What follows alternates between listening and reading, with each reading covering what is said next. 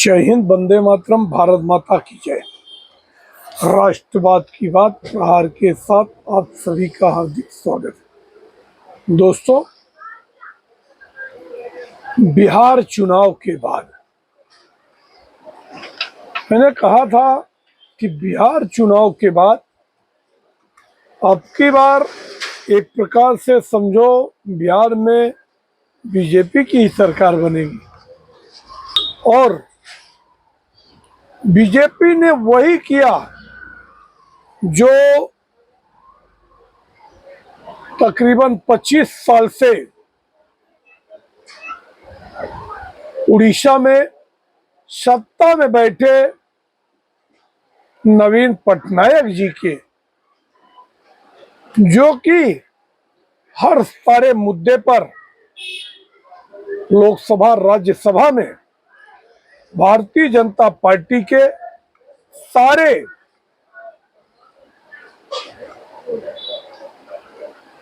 Bill में कंधे से कंधा मिलाकर साथ दिया था। मगर जब उनकी तबीयत अस्थिर होने लगी और ब्यूरोक्रेट उड़ीसा को चला रहे थे और उड़ीसा का जो पिछड़ापन था, जबकि उड़ीसा में इतने खनिज पदार्थ हैं, मगर भारत के और राज्यों की तुलना में उड़ीसा को पिछड़ा देख नरेंद्र मोदी ने वो जिम्मेदारी अपने कंधे पे ली थी और उड़ीसा में भारतीय जनता पार्टी को प्रचंड जीत दिलाया। लोकसभा में 22 में से 20 सीटें जीते,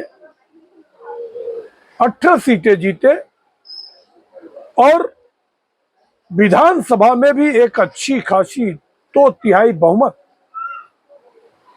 और वही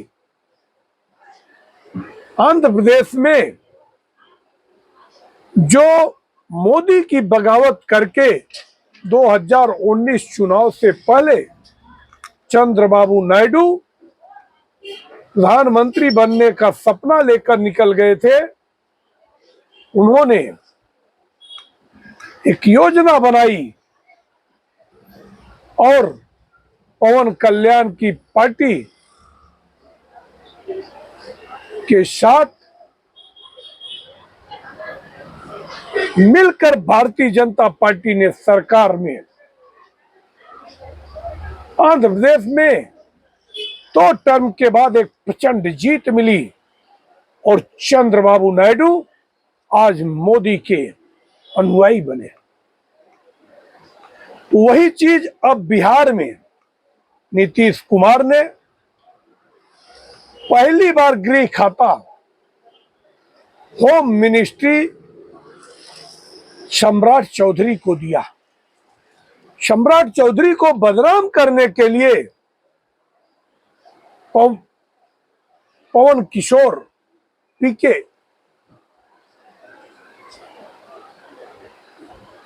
चंद स्वराज पार्टी के नेता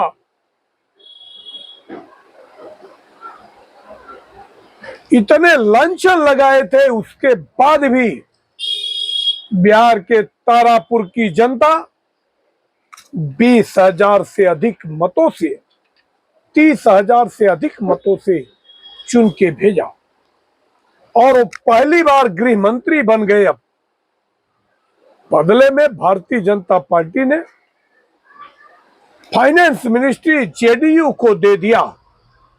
मगर आज एक्शन ओरिएंटल रोल मॉडल,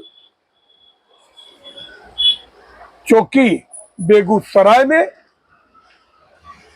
एक लड़की के बलात्कारी का एनकाउंटर हुआ है और एनकाउंटर होते ही आरजेडी और लेफ्ट लिबरल कवाल कांग्रेसियों में मातम फैल गई है, पसर गया है। क्योंकि सम्राट चौधरी को मैंने पहले भी कहा था, आज से 5 साल 4 साल पहले कहा था कि वो उत्तर प्रदेश के मुख्यमंत्री योगी आदित्यनाथ के चेले हैं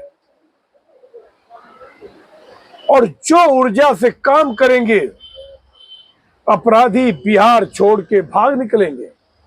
आज उन्होंने ऐलान जंग कर दिया कि अगर बिहार में रहना है तो सुशासन में रह के। फुलवारी शरीफ में जो हुआ था, पीएफआई का जो मॉड्यूल पकड़ा गया था, जो कि डिकोड हुआ था कि 2047 तक भारत को इस्लामिक कंट्री बना देंगे, अब उस पे विराम लगेगा। अब दूसरे विषय पे आते हैं कि एसआईआर का प्रक्रिया पश्चिम बंगाल में उफान सा मचा है, कई तूफान आने वाला है। ममता बनर्जी की चूल्हे हिल गई और उन्होंने एसआईआर प्रक्रिया के खिलाफ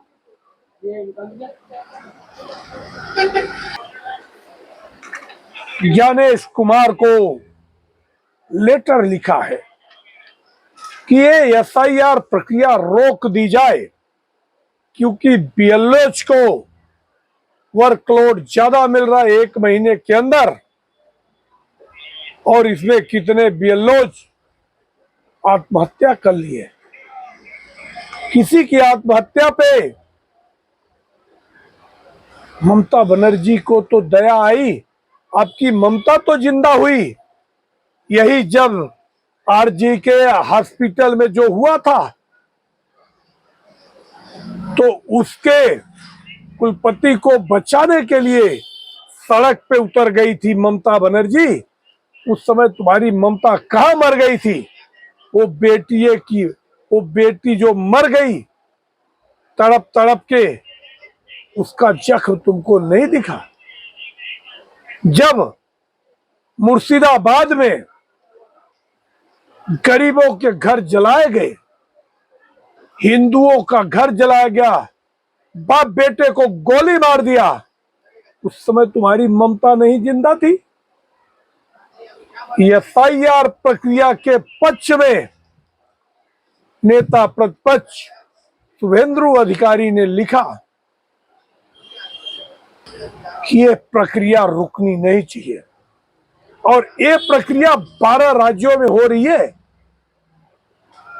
इसके बाद उत्तर प्रदेश में जिस प्रकार से बिहार में आरजेडी का सफाया हुआ है, 2010 रिपीट हुआ है, महज 1 सीट आगे जीते हैं तेजस्वी। आज ये लोग अपने गिरवान में झांक के नहीं देखते, कमियां नहीं ढूंढते, सिर्फ संवैधानिक संस्थानों पे इल्जाम लगाते हैं। तो मुझे लगता है कि ये जो विजय रथ है, ये मोदी का विजय रथ 2029 तक कहीं रुकने वाला नहीं है। और अगर पश्चिम बंगाल में भारतीय जनता पार्टी की सरकार बने तो किसी को ताजुब नहीं करना चाहिए, क्योंकि चीख पुकार शुरू है। बांग्लादेशी छोड़ छोड़ के भागना शुरू कर दिए हैं और ममता बनर्जी हैरान परेशान, और इंडिया अलायंस में भूचाल आ गया है। राहुल गांधी ने कह दिया कि हम इंडिया अलायंस से अलग चुनाव लड़ेंगे, तो वोटों का बंटवारा होगा। अभी तक तो सिर्फ हिंदुओं के वोट बंटते थे, अब मुसलमानों के भी वोट बटेंगे। और राहुल गांधी चाहते हैं कि हम अपनी जो खोई हुई जमीन है उसको वापस लेके आए। इसीलिए उन्होंने 6000 और 4000 किलोमीटर पद यात्रा की थी।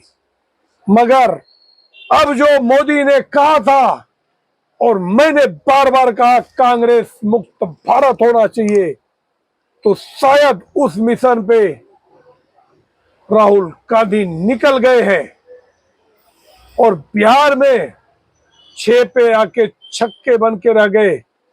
अब आने वाले टाइम में अगर वो पश्चिम बंगाल, उत्तर प्रदेश, सब जगह अकेले चुनाव लड़ेंगे, आसाम, तो कांग्रेस मुक्त भारत होगा। दो चार जो बचेंगे उसको मोटा भाई उठाकर भारतीय जनता पार्टी में शामिल कर लेंगे। आप लोगों को अगर हमारा विश्लेषण अच्छा लगे तो आप चैनल को सब्सक्राइब करें और अपने दोस्तों तक शेयर करें। जय हिंद, वंदे मातरम, भारत माता की। धन्यवाद।